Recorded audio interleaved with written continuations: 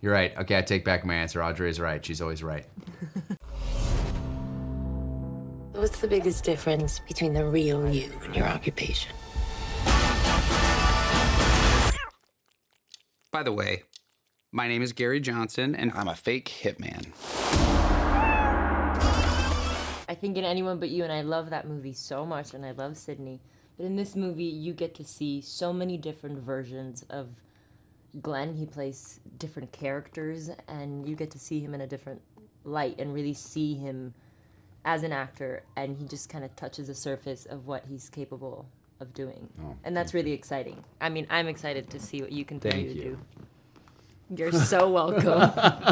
It's so proper. With that movie, we were starting with Shakespeare and sort of a Shakespearean adaptation. With this movie, we were starting from an article in Texas Monthly about a real-life guy named Gary Johnson. And so the starting point for this movie was really taking a really compelling character, a really incredible real-life guy, and we had all of his research. We had all of Skip Hollingsworth, who wrote the article in Texas Monthly, all the research, and all of Gary Johnson's research from, 3 decades of doing this crazy job to pull from. And so, yeah, I think when you're talking about, the movies could, may have a similar sense of joy that they give audiences, but I think, once from that point on, the movies are very, very different. And Richard Linklater is such a incredible filmmaker because he's played in every different genre, over the course of his long career. I mean, it'd be hard to look at any given movie of his and find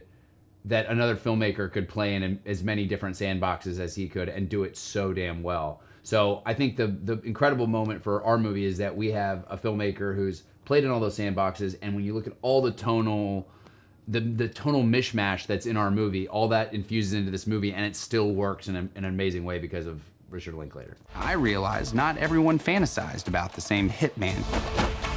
Every sting operation was a performance. This is serious. I am in service business. And each arrest was like a standing ovation. Okay, Daniel Day. I'd say early on, the benefit that we do have, again, is we have real life research. So they're like the woman who's trying to, kill her husband and try to use the boat as the payment. That's real. The kid who's trying to kill his mom with the video games. That's all real. It's like, and I really had, some of these archetypes like the Russian and things like that. These are real things that Gary did. So that was really, really fun to take from the real life guy, to take from fact and put our own little spin on it. I'd say that if I were to hire a hitman, I'm not really sure murder is something, I would probably jump into quickly. I'm not a pretty violent free guy. But I would say that, yeah, I'd probably want a professional. I'd probably go with maybe the American Psycho guy. He seems a little bit like a head case, but at least he's... For some reason, I can't trust him. I'm going to go for Ron. Or you go with Ron? I would go with Ron, yeah.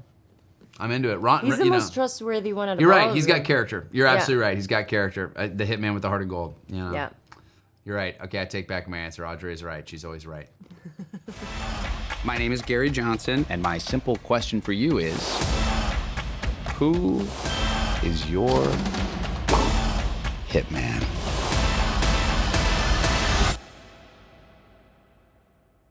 We'll see.